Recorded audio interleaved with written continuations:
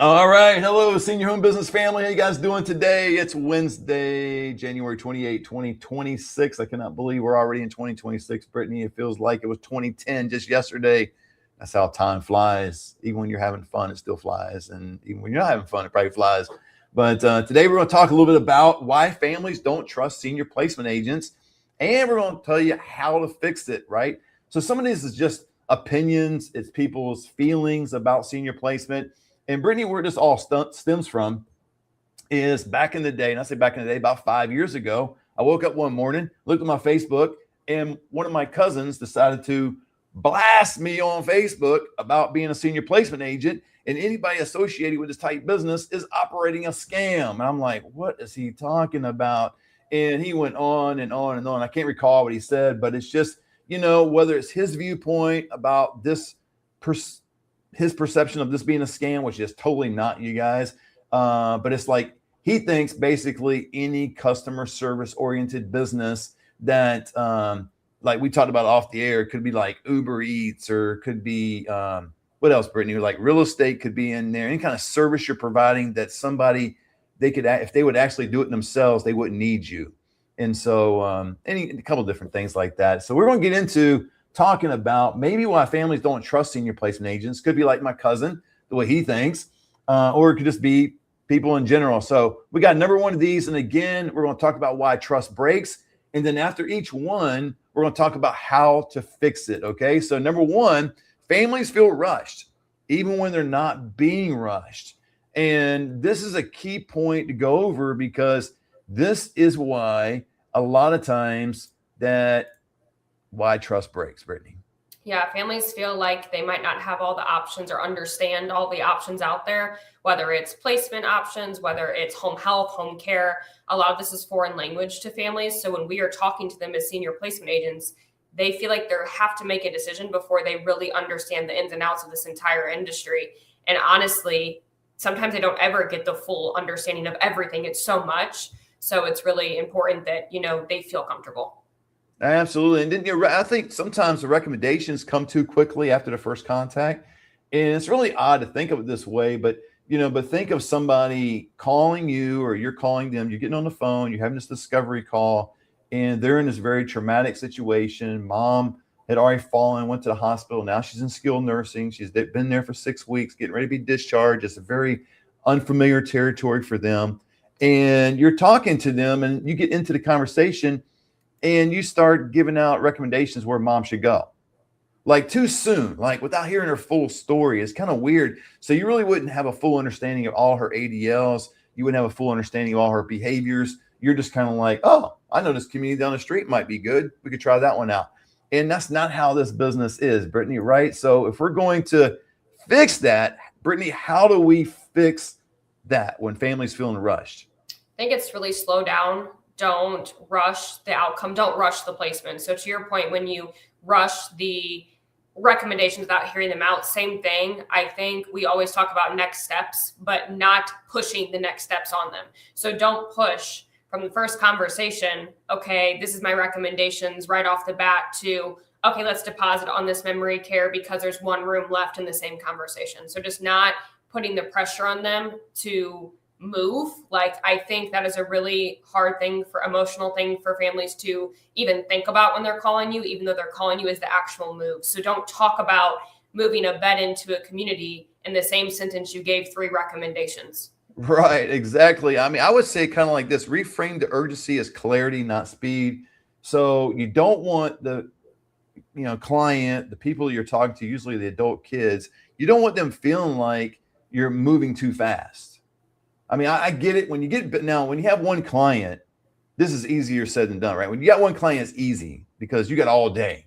That's your one client. If you're doing this full time, even if you're doing this part time, you still got a significant amount of hours you're operating this business. So one client, it's easy to reframe the urgency as clarity, not speed. However, when you've got 6 clients, 10 clients you're working with, you've got a funnel, a business you're operating, all that, it's easy to fall into the trap of let's just get through this. And God forbid that I ever do this. I don't think I ever have, but I don't think I have, but we got tendencies sometimes as human beings, we kind of get caught up in the moment. But my goal is to never have somebody feel that way, like I'm rushing them through the process. Because sometimes you guys on these calls, it will be a 10-minute call, 15-minute call. Brittany, you've done it many times over. Sometimes it could be an hour call. It's just you got to be willing, and you've got to be willing maybe to not, go to another meeting, or you've got to juggle some things, or if you got fortunately, we both got staff now, so we can have other members of our staff do certain things, but you've got to be able to reframe that urgency as clarity. And so, and you don't want to move too slow. I'm not saying, drag your feet, take your time. I know it's Wednesday today and mom needs to be discharged tomorrow, but man, we got until next week. Don't worry about it. It's not that, but it's just fully understanding mom's story and getting from that. So, but number 2, Brittany, families feel talked at instead of truly listened to.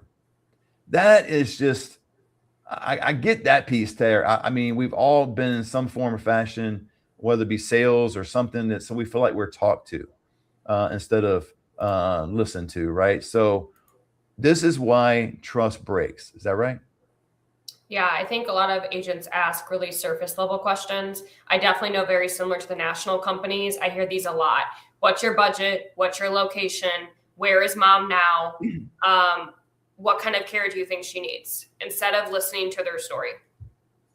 Yeah. They ask. I think a lot of them ask surface level questions. Families repeat themselves, and it's not the family's fault. But when you repeat yourself, you're feeling like what? You're not being heard, right? Brittany, you're married. I'm married. We have great marriages, but it's kind of like there's times in communication, whether it be with your spouse or with kids, or whether it be with mom or dad or friend down the street, whoever.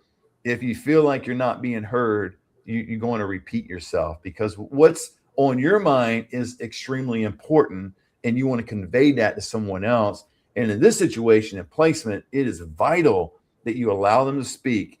And yeah, I'm telling you, I've taken calls, Brittany, I know you have too, in the car. I've taken phone calls in the store, which probably is not optimal. I don't suggest it, but I've done it because I was waiting for a call and I knew it was coming in. I let the people know that I was in the store, and I got their information. I said, hey, would you mind if I call you back in about 5 minutes? Because I don't want to talk about their mom situation when I'm on aisle 6 and I got 3 people around me and shopping carts banging each other. Now, I don't typically go to the store much anymore, but back when I was doing that, I didn't do that. But I would get their information and be able to do it. So, Brittany, how do we fix it? How do you fix that situation? I think building trust here is being able to relay to them what you heard. So a lot of times they want to know that you're listening to them so they don't have to repeat themselves. A lot of times when families are repeating themselves, it could be because you're not picking up all of the information. So taking really good notes and being able to relay to them what they said before you give recommendations could be little things. Could be, you said that your mom was at this rehab for 21 days. Is this her first time in rehab? Something simple as that, just to relay that you know what's going on, and then you're digging deeper. Then they feel heard, and that builds the trust. Yeah, and you might want to ask one more follow-up question. Again, not to prolong the situation, not to make it longer than it needs to be, but I do this on occasion. Like, I'll have my set questions, right, Brittany? And we've gone through these questionnaires quite a bit. We've got them all memorized. We got certain things that we do, but you're well versed in this industry as well. And so you start hearing somebody, sometimes questions will come to mind that are not on the script, that are not on the page. And so, make a note of that. And how you can do it practically, if you are in your car, and again, a private area, you don't want to be talking to people when there's a whole bunch of people around, but because you want it to be quiet, number one, and plus you don't want to begin talking about their mom's ADLs in front of a bunch of people. But you can use your note app on your phone. I do that quite a bit. And that will help you, going back to our previous point, and not repeating yourself ongoingly. So you want to do that kind of thing. So number 3, Brittany, families can't tell the difference between a professional and a marketer. And I totally get this piece here, because there's so much, online, even beyond the websites and things like that. Now with AI, and we had a situation where it was funny, and a person actually reached out to me. So if you're listening today, I really appreciate having a conversation with you last week. But I did have a conversation with a person that thought you were AI. So, and they thought it was funny, and I thought it was funny, and now they know that you're not AI, Brittany. You're actually real. But but families can't tell between a professional and a marketer I mean, is this why trust breaks?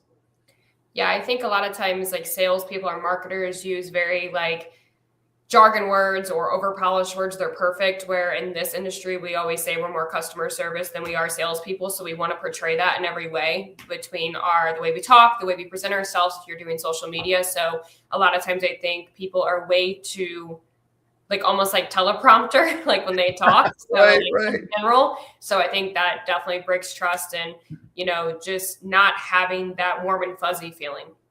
Yeah, and I know you just improved your website. Your website looks fantastic at Lending Hand Senior Solutions, and hopefully I got your name right. As a Senior Yeah. Solutions at the end, I know it's Lending Hand, fantastic. And so, but go to it. Brittany's got a fantastic website, and hers does not look like a funnel, which is cool because a lot of the things today go along with buzzwords. Is you got to put people in the sales funnel, and in this industry, guys, people don't want to be sold to. They want to be assisted. They want to be helped. They're coming to you because you are the professional. You're going to be able to assist them in all they do. But Brittany, how do we fix this? Use language that they understand. Definitely don't go above and beyond with all of the jargon that we talk about a lot. I know that we talk on this channel about ADLs and things like that, but if you're throwing those words at families and your website and social media, and when you even talk to them without explaining, I feel like it just overwhelms them and they feel like it's too much. And then they don't feel, again, that warm and fuzzy. They want a human. They want someone to feel them, not just throw a bunch of medical words at them. I'm sure we've all been there. You go to the doctor and they're talking all over your head. That's the last thing you want in this situation. And then instead of trying to impress them and just go above and beyond with all these words, just be human. Absolutely. That's why I got the best doctor on planet Earth. And my wife does too. We go to the same doctor. Can't even really pronounce her last name. I call her Dr. P. And super amazing. But I tell her everything, which you should, is telling your physician about your medical history and everything that you do on a daily basis and your diet and all that. So to your point, Brittany, if we're going to get people to that place where they actually tell us things, they're going to have to trust us, right? So in our language and all, we need to really be specific instead of impressive. So just be specific in your conversation and how the process goes, not trying to impress people. You don't have to say things like, which may be true, but you don't have to go, hey, guess what? We've helped over 1,000 seniors over the last 6 years, and we just want to let you know that. And all that is, you're trying to impress somebody. You can put that on your website. You can put that in your stuff. I use numbers sometimes, and sometimes it is appropriate. But right in the discovery call, that's really not the time. You're not there to impress. You're there to really walk them through a process. So we got a couple more points. But Brittany, before we do, I want to let people know they can click the link down below and schedule a consultation call with myself, learn more about the Senior Placement Institute. We also got this TSL CRM, all kinds of other stuff down below if you'd like to do that. If you'd like to click the subscribe button and like and share and comment, do all that stuff too. Okay. Number 4, Brittany, families feel the agent disappears after a recommendation. What I mean by this, I don't think they literally disappear. It's not like they have a conversation and then they just go AWOL. But I think they are super excited. This is what I mean by this. I think is they're super excited about the conversation because they got the call. In the agent's mind, they typically think, okay, lead, move in, money. And then after the conversation with the family, it may not go as well as they would like it to have gone. And then they kind of disappear. They'll make a couple recommendations for them and kind of go, well, that's not really going to pan out. I'll give you an example. Let's say you're talking to somebody and the person on the end is the daughter of her dad. Her dad's in skilled nursing. In skilled nursing, he's got a total of $1,200 SSI on a monthly basis, and the daughter cannot contribute. A lot of your senior placement agents, unfortunately, would treat that conversation differently than saying you're talking to the same person and now they got $6,000, $7,000 a month of disposable income. Maybe some of that's human nature, but what you need to do, and I encourage everybody that's out there, a senior placement agent, get to the place professionally where you treat any and all individuals the same. Just like in life, right? I mean, we don't treat people with more respect just because they got a certain title, right? Hopefully you don't. I mean, you treat people with all respect. It doesn't matter what status they are in life, right? So same with senior placement. An easy way to get around this, a pro tip is don't allow yourself to have expectations going into the call other than I'm going into the call to help an individual with their loved one. That's it. Don't go, oh, I got another lead. This could be $5,000 move in. Cha-ching. I can go on that trip, whatever. If you do that, then it's going to probably lead you down the road of, okay, $1,200 SSI. So now you're disappointed. It's going to come across in your tone, come across in the words you choose, right? So, Brittany, why does this break trust? A lot of times depends on how hands-on you are. We talk about this all the time. There's different ways to do this business virtually, TSL, like AI, and then also we'll incorporate in like hands-on, traditional way. A lot of times I feel like agents drop off after after they schedule the tours or after they go on the tours. Because to your point, they're, gung-ho that they've got tours scheduled. But I do think that families, if you just send them on the tours, or if you even go on the tours yourself with them, and then after the tours, you feel like your job is done, you feel like you showed them what's out there, and just let I know we'll talk about the community kind of take over. I think that they feel like they were left out for the weeds because there's a lot of questions that could come up, and you kind of have been their advocate up to this point. But I think they feel passed off and no more support from you if that's how you go about it. And I just think you don't get that really strong bond with the families that you do want to have with your clients. Yeah, I totally agree. I mean, families feel handed off to the community, and it's, what you do well, and I think we do fairly well is the same, is that we stay with our clients for years. I've known people that we've placed 6 years ago, I guess. And then it's time for, mom to go now, or maybe a friend of theirs, and they reach out to me. And so those individuals, you'll get repeat business. And I don't mean repeat with the same resident. I mean repeat within the same family who knows people, who work with people that may need assisted living. That's what I mean by repeat business. I don't want people to think I'm double dipping, because that's a bad business tactic. You don't do that. Communities will eventually cut you off. I don't blame them, because it literally takes them about 3.5 months to become profitable. And if you start double dipping, it's a whole nother story. But I don't want people thinking that's what I meant by that. But you got repeat business, meaning you're helping the family. And again, you might be helping mom today, and then dad needs assisted living 2 years from now. Or again, they know somebody at work, that kind of thing. But you don't want to just hand them off to the community and leave the community to do all the work as well. Now they got to do what they're called to do and what they're supposed to do. But this is where the relationship really comes hand in hand with the community, right, Brittany? Is that we do literally take some things off the social workers' plate as skilled nursing, but also with senior living. I'm going to meet some new people in senior living in Florida next week. And I'm going to be talking to them. And when I talk to senior living communities, that's what we're going to discuss in terms of a partnership where we assist and help them. Like in my area, you have to have a 602 physician's report completed before you can move into an RCFE legally. So that's one of the areas that I make sure that I facilitate. Now, I can't fill the form out. I'm not part of the, skilled nursing staff, or could be a primary care staff. And I'm definitely not a doctor to sign the form. It has to be signed by a attending physician. But I can make sure that's getting done, right?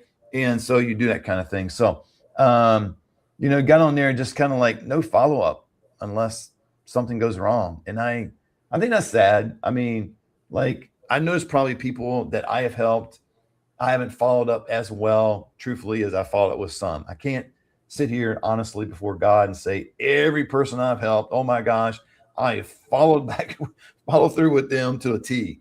I've tried, but I'm sure over time, just being human, things kind of fall through the cracks. But Brittany, how can we fix this? Just having like a lot more communication. I think, I know that we talk about kind of how we run our business. More communication is often better as long as you're not being pushy. But I think the more the better, the more check-in. If you are doing things like a 602 form, or, I'm helping get medical paperwork, keeping the family in the loop and all of this really does support that you're advocating for them, that you are in the process. Texts are amazing. Little bit of text here and there. If your clients are open to it, keep them posted.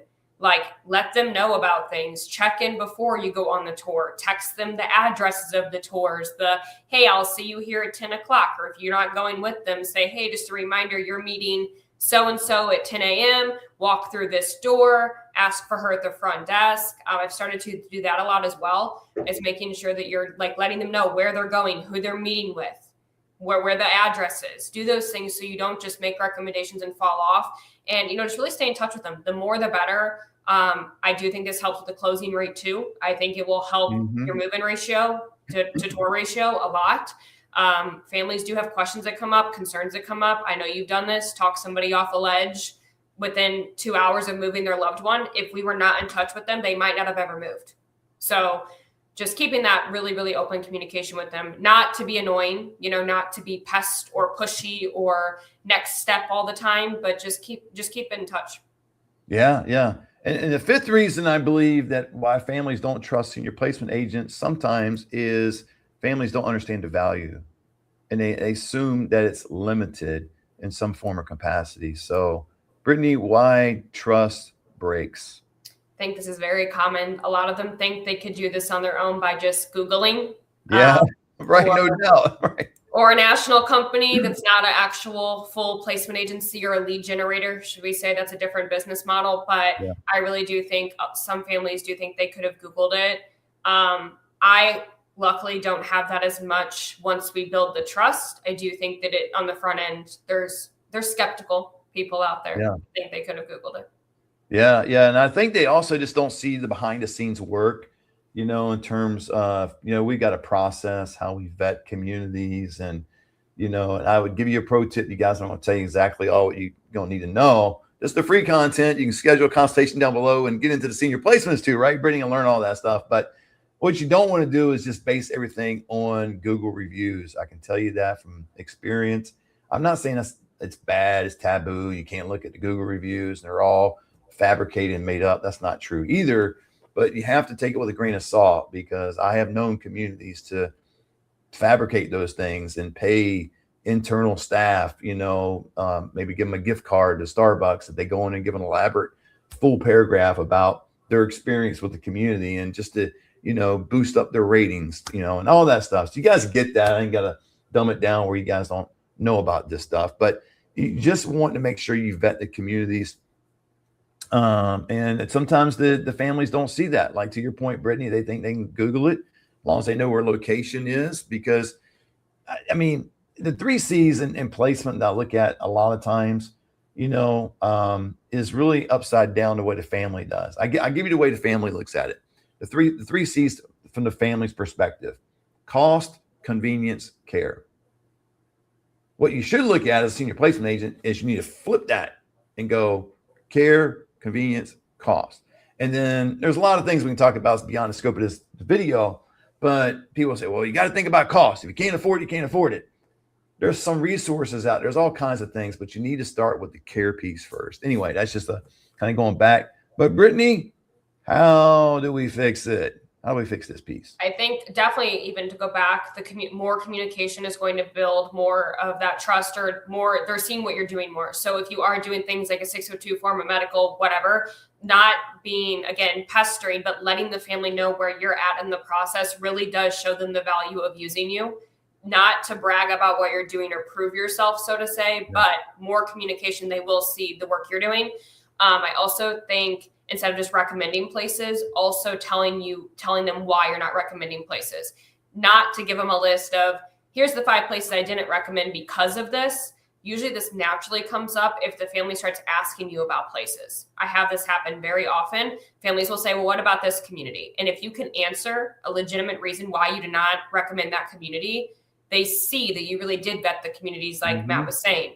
So if they come to you and say, what about this one on the side? And you say, well, that is $10,000 and we know your budget's at $5,000, they will automatically realize and know that you did actually vet the communities and you do know your communities. That way they're not wasting their time. So they will see the value, but you have to really keep in touch with them, educate them as you go. The more education you give them without overwhelming them, they'll say, whoa, there's no way I would have been able to know any of this without talking to Brittany or Matt. So they really do start to understand that they're almost like naive to the whole process. So the more you can educate them, the better. Yeah, I totally agree. I mean, let them know some of the communities you filtered out, right? Because my favorite story, I probably said this 2 or 3 times on this channel over time, hopefully not recently, but it's my favorite story to tell because it was this one guy, honest to goodness truth. His mom was going to move within the next couple of days. And we had it narrowed down to 2 communities at this point, and super excited about one and would choose the other one if need be. But he was on his way to work and saw a elaborate community. I mean, it was beautiful. It was on like almost 5 acres. He didn't go into the building, which is great because he didn't have time. He was on his way to work. But, he drove by and it was like, why didn't Matt pick this one? I mean, on my way home from work, I actually could drop off and see mom for a few minutes before I go home. So he asked me about that and letting him know. And I didn't let him know, I guess, during the process, why I filtered this particular community out. But my reason was, let me send you a text. Send him a text. And this community had 43 or 45. It was in the mid 40s, let's say 44 to be honest, right in the middle. 44 citations over the last 3.5 years. I mean, when I showed him that text of the state reviews, he was like, well, I don't want my mom going there. And I was kind of like, well, that's why I didn't suggest that community that community has gotten a little bit better. That was a couple year old information. So that community's gotten a little bit better. They're not all the way there yet, but they are on the trending the right way, which is great. So, but share from insight with families, that they wouldn't know they asked for. And I think that's one of the powerful things about senior placement agents, that if more people will realize that if you're dealing with a professional, not somebody who's just trying to name drop and get paid, but somebody that's truly operating this profession and they have an extensive amount of knowledge about the marketplace and the communities, the levels of acuity, every area going down, they know all this information. That individual, you guys, if you're looking for assisted living, is invaluable. And I would utilize that individual all day, every day. It's just a plain and simple, they're going to know more than me. I've told you before, I'm not a big fan of using people that are middleman, right? So my inclination probably would be, if I wasn't a senior placement advisor, I would go, shoot, I probably wouldn't even use my services. And some of it would just be because I'd be ignorant to what I do, right? I'd be ignorant to what Brittany does. If I had a full understanding of what she does and how she was going to enable my mom to get into a better place at a better price, and the process is going to be a lot more smooth because of her services, I would use her services all day, every day, and twice on Sunday. So I think it comes down to just a clear understanding of what we do. If you are a senior placement advisor out there, you might want to consider means to get your information out.